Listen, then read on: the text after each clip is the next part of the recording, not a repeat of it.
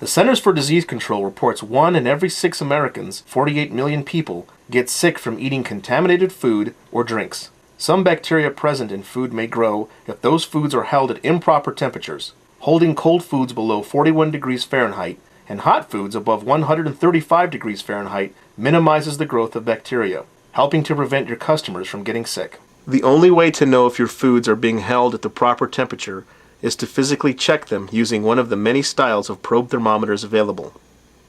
Ensure that your thermometer is accurately calibrated by filling a container with ice and just a little water. Make sure the ice isn't floating or the water won't get cold enough for proper calibration. Your thermometer must read 32 degrees Fahrenheit in the ice water, or you need to adjust it by following the manufacturer's guidelines. Now let's talk about cold holding. Any foods that are required to be in temperature control must be kept at 41 degrees Fahrenheit or colder at all times, except during necessary times of preparation, such as cutting meat, slicing tomatoes, or grating cheese. No matter how busy your business is, how many times you've gone in and out of the cooler, or how many times you've opened and closed a lid, your cold foods must be at 41 degrees Fahrenheit or colder at all times. There are several things that can affect cold holding temperatures and your equipment's ability to keep food at 41 degrees Fahrenheit or colder. Take notice of how each piece of equipment works and consider that air must flow throughout the entirety of the unit to keep all foods in areas of the unit at 41 degrees Fahrenheit or colder. For instance, this Reach-In unit has only one fan at the very top, above 5 shelves containing food that must be kept at 41 degrees Fahrenheit or colder at all times.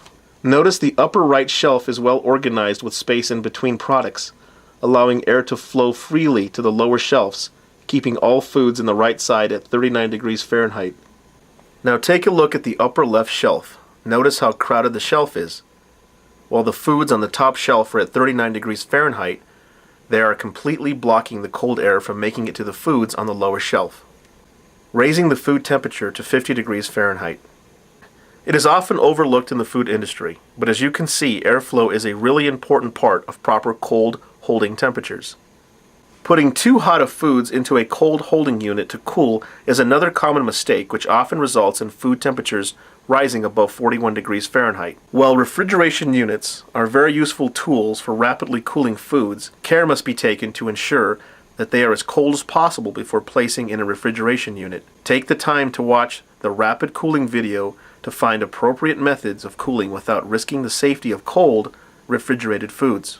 Make sure your foods are as close to or below 41 degrees Fahrenheit before placing them into the cooler. While we're talking about how hot foods can affect food temperatures, let's talk about how the air temperature in your kitchen can do the same. Most experienced cooks know that opening and closing cold holding equipment leads to warmer food temperatures. Although it is a reason for food temperatures to rise above 41 degrees Fahrenheit, it is certainly no excuse. Put thought into the workflow of your kitchen and take the time to think of ways to minimize the length of time your cold holding equipment is open. Food deliveries need to be put away as quickly as possible. Many kitchens make the mistake of propping a cooler door open for long periods of time, raising the air temperature in the cooler, and thus raising the temperatures of the food in the unit. This not only allows for any bacteria present to multiply, it also forces your cooling unit to work harder than it should, which shortens its lifespan.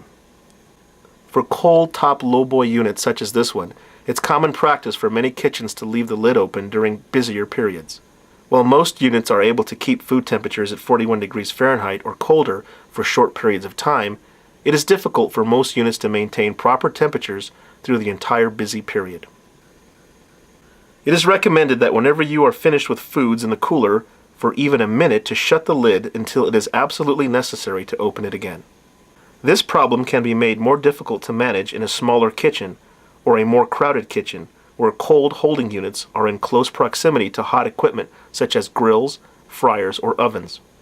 If this is the case with your kitchen setup, even more care must be taken to keep doors and lids shut as much as possible.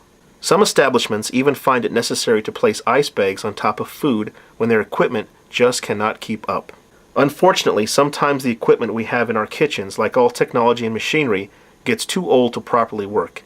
If you find this to be the case with a piece of equipment, you need to either get it replaced or find another use for it. If you find a piece of equipment that isn't working properly and cannot keep foods at 41 degrees Fahrenheit, you also need to find a safe place to keep foods until you fix the problem. This usually means moving the foods to another cooler, or if it's a food you need to use often, an ice bath is another solution. Ice baths are also used by establishments if they simply do not have the equipment to fit their needs. For example, this establishment uses salsa and sour cream throughout their busy times and wants it easily accessible, but they need to keep it cold. Make sure the container you're using for your ice bath is as deep as the foods you need to keep cold. It's essential that the level of ice is as high or higher than the level of the food inside the containers. Notice how the level of salsa in the ice bath is higher than the level of the ice. Now notice what the thermometer says when the temperature of the salsa is taken above the level of the ice. 55 degrees Fahrenheit, too warm to safely hold salsa, and a temperature at which bacteria will grow if present. Now notice what the thermometer says if we take the temperature at the level of the ice. 40 degrees Fahrenheit, and only an inch lower than where it was at 55 degrees Fahrenheit. Ice baths also require frequent attention to ensure the ice doesn't melt and foods stay at the required temperature, 41 degrees Fahrenheit or colder. Be sure to assign someone the task of routinely topping off the level of ice and also checking the temperatures of the food in the ice bath to ensure they are maintained at 41 degrees Fahrenheit or colder. Now that we've covered cold holding temperatures and procedures, it's time we've moved on to hot holding. Just like keeping foods at 41 degrees Fahrenheit or colder keeps bacteria from multiplying, keeping foods at 135 degrees Fahrenheit or hotter also prevents bacteria growth. While it's true that keeping hot foods hot tends to be easier and less prone to problems than keeping foods cold, there are a number of things you must keep in mind. There are different types of equipment used to keep many foods hot: hot boxes, steam tables, heat lamps, and even more depending on the type of food.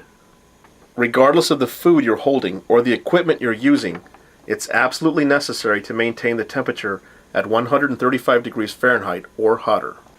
Remember to use your calibrated food thermometer to check your food temperatures throughout the day to ensure adequate hot holding. Many people think that their hot holding equipment is adequate for both heating foods and holding foods.